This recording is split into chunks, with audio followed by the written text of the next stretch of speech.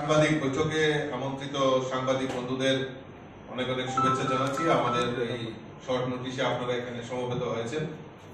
আমার সঙ্গে এখানে আজকের এই প্রেস মিটে উপস্থিত রয়েছেন ভারতীয় জনতা পার্টির প্রদেশ কমিটির সাধারণ সম্পাদক শ্রী বিপিন দেববর্মা এবং মিডিয়া ইনচার্জ সুনীত সরকার মহোদয়।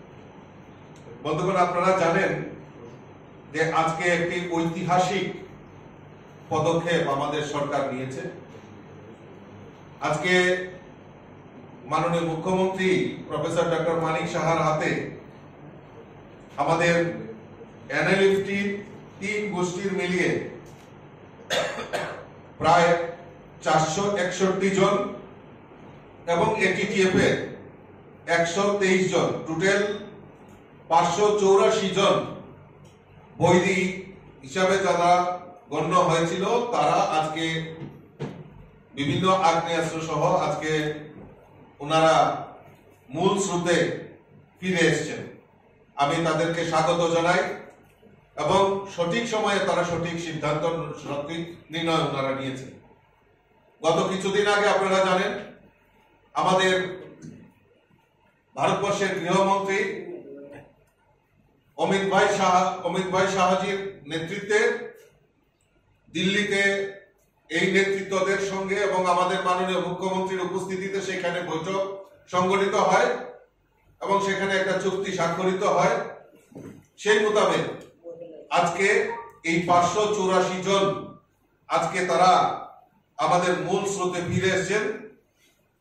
তাই তাদেরকে অসংখ্য ধন্যবাদ জানাচ্ছি এবং তার মধ্যে যারা নেতৃত্ব দিচ্ছেন বিশ্বমোহন দেববর্মা, এনএলএফটির বিএম গোষ্ঠীর তিনি president, Parimal Debbarma NLFT PD গোষ্ঠীর উনি চেয়ারম্যান প্রেসিডেন্ট, এবং প্রসেনজিৎ দেববর্মা এবং অনিন্দ্র দেববর্মা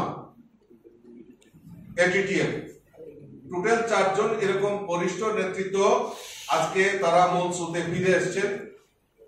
এবং আমরা যদি দেখি প্রায় AK-47 থেকে শুরু করে বিভিন্ন আগ্নেয়াস্ত্র তারা সরকারের কাছে সেখানে জমা দিয়েছেন। আমি তাদেরকে ধন্যবাদ জানাই, তারা সঠিক সময় সঠিক সিদ্ধান্ত নিয়েছেন।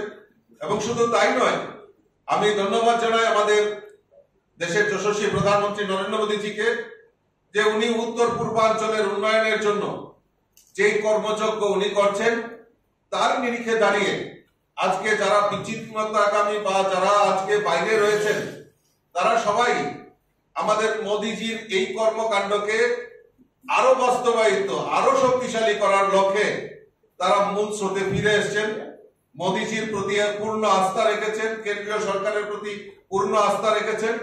তৎসঙ্গে আমাদের এই ত্রিপুরা রাজ্যেও আমাদের ভারতীয় জনতা পার্টি এবং আমাদের মুখ্যমন্ত্রীর নেতৃত্বে যে সরকার পরিচালিত হচ্ছে সেই সরকারের যে কর্মযজ্ঞ, সেই সরকার আমাদের সরকারের যে মানুষের প্রতি বিশ্বাস এবং মানুষের জনজাতি এলাকার ডেভেলপমেন্ট ইস্যু সেটাকে আরো ত্বরান্বিত করার লক্ষ্যে আমি মনে করি এই যে পদক্ষেপ আমাদের কাছে একটা বিশাল কর্মযজ্ঞ, যেটা আমাদের মাননীয় মুখ্যমন্ত্রী প্রায়ই বলে থাকেন যে এক ত্রিপুরা শ্রেষ্ঠ ত্রিপুরা।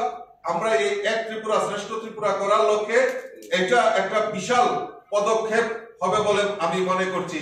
তাই আবারও আপনাদের মাধ্যমে আমি আমাদের দেশের যশস্বী প্রধানমন্ত্রী নরেন্দ্র মোদীজি, আমাদের গৃহমন্ত্রী অমিত ভাই শাহজি, আমাদের রাষ্ট্রীয় সভাপতি জেপি নাড্ডাজি এবং আমাদের রাজ্যের মাননীয় মুখ্যমন্ত্রী প্রফেসর ডক্টর মানিক সাহা মহোদয়কে ধন্যবাদ জানাচ্ছি এমন শুভ উদ্যোগ গ্রহণ করার জন্য। এবং যারা আমাদের আজকে এই মূল স্রোতে ফিরে এসেছেন প্রত্যেককে আন্তরিকভাবে